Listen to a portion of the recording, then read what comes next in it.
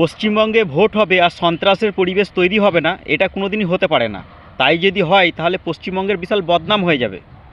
চাই সেটা পশ্চিমবঙ্গের লোকসভা ভোট হোক, চাই সেটা পশ্চিমবঙ্গে বিধানসভা ভোট হোক, চাই সেটা কোনো পঞ্চায়েত ভোট হোক, চাই সেটা কর্পোরেশন ভোট হোক, চাই সেটা স্কুল ভোট হোক, চাই সেটা কোঅপারেটিভ ভোট হোক, যাই ভোট হোক না কেন, সন্ত্রাসের পরিবেশ তৈরি হবেই। নৈহাটিতে ভোট হচ্ছে আর ভাটপাড়ায় বোম পড়ছে, গুলি পড়ছে, এইটা হচ্ছে তোলামূলের কালচার। কারণ এরা চায় যে ভোটের দিনকে কোনো রকমভাবে একটা উত্তপ্ত পরিবেশ করে দিতে পারলে তাহলে ভোটটাকে লুট করা যাবে, মানুষ ভোট দিতে না আসতে পারলে ভোটটাকে আমরা আমাদের মতো করে কন্ট্রোল করতে পারবো। এরা তো এটাই করে বেড়ায় ভোটের সময়ে।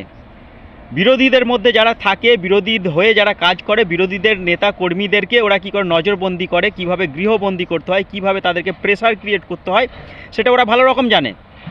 ওই সিপিএমের তৈরি হওয়া ছাত্রী ওই মহিলাটা যতদিন পর্যন্ত এই পশ্চিমবঙ্গের রাজনীতিতে থাকবে ততদিন পর্যন্ত এই কালচারের কোনো পরিবর্তন